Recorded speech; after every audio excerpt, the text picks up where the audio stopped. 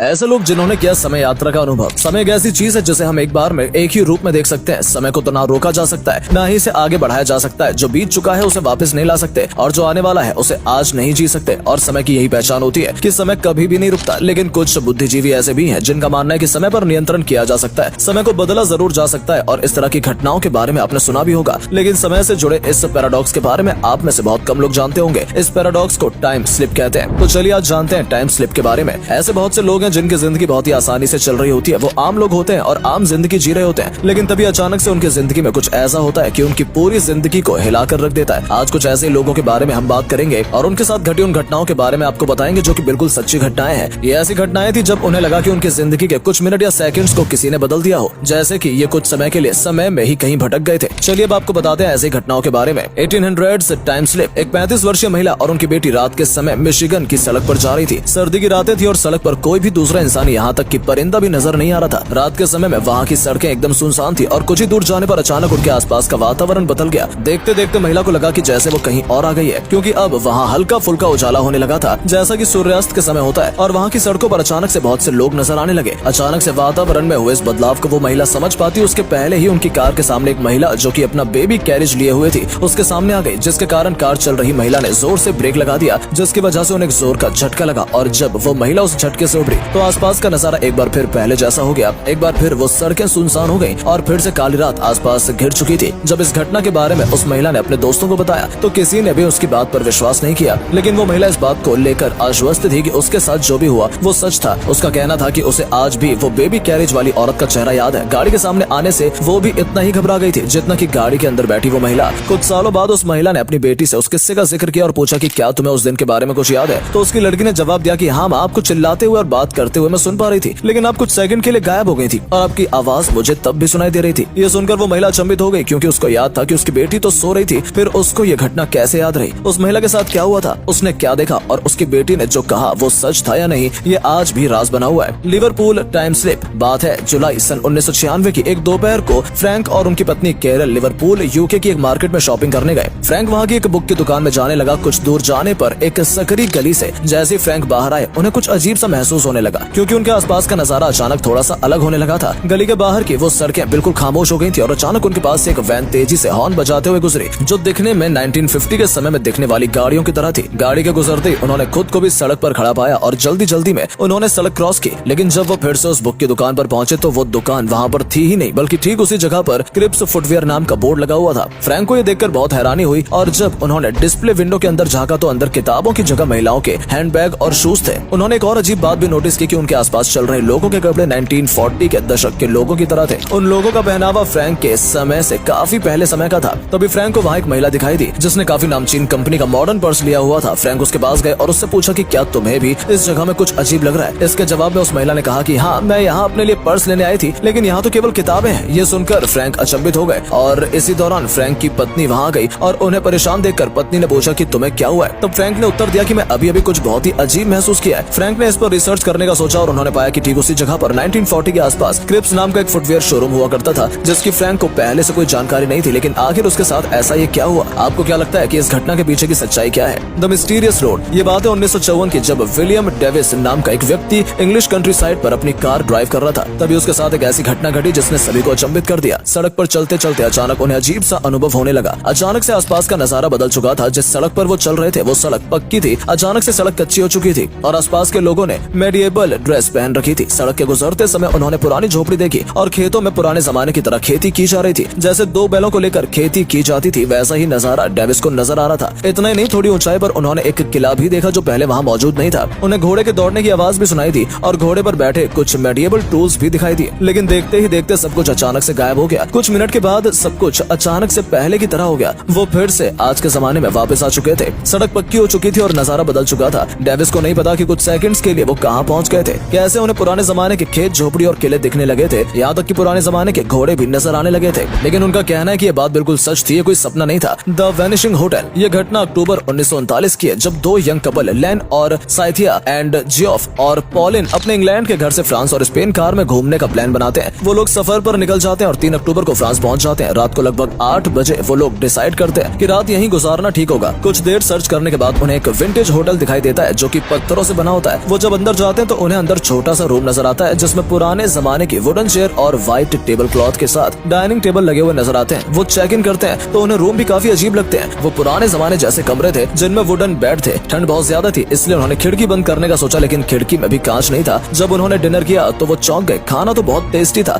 साथ ही बियर ऐसी थी जैसे उसे लोकली बनाया गया हो। दूसरी सुबह वो लोग होटल में कुछ तस्वीर लेते हैं और ब्रेकफास्ट के लिए जाते हैं। ब्रेकफास्ट टाइम में वहाँ काफी भीड़ नजर आती है जिनमें कुछ पुलिस ऑफिसर भी थे, लेकिन उनकी ड्रेस बहुत ओल्ड स्टाइल लग रही थी। ब्रेकफास्ट के बाद उन्होंने बिल पे किया और वो अपने सफर पर आगे बढ़ जाते हैं। जब वो वापस लौटते हैं तो तय करते हैं कि उसी होटल में स्टे करेंगे, लेकिन सारा शहर खोजने के बाद भी उन्हें वो होटल दोबारा नहीं मिलता। घर पहुंचने के बाद जब उन्होंने फोटोग्राफ्स देखे तो उस होटल में कैप्चर की गई एक भी फोटो रील में नहीं थी। दो अलग अलग कैमरे में तस्वीरें ली गई थी, लेकिन उनमें होटल में ली गई तस्वीरों को छोड़कर बाकी सारी तस्वीरें मौजूद थी। कुछ रिसर्च करने के बाद उन्हें पता चला कि वो 19th सेंचुरी में पहुंच गए थे। उन्होंने फिर से उस जगह जाकर थोड़ी रिसर्च की तो उन्हें उस होटल के कमरे मिले। उसके पास ही एक पुलिस स्टेशन भी मिला जहाँ से वो पुलिस ऑफिसर कॉफी पीने आए थे, लेकिन सब टूटी अवस्था में था, खंडर हो चुका था। अब वो और भी ज्यादा कंफ्यूज हो गए थे, क्योंकि अगर वो टाइम में पीछे चले गए थे तो होटल मैनेजर ने उनसे आज के समय की करेंसी कैसे ली और उनके मॉडर्न ड्रेस देखकर वहाँ के लोगों ने रिएक्ट क्यों नहीं किया।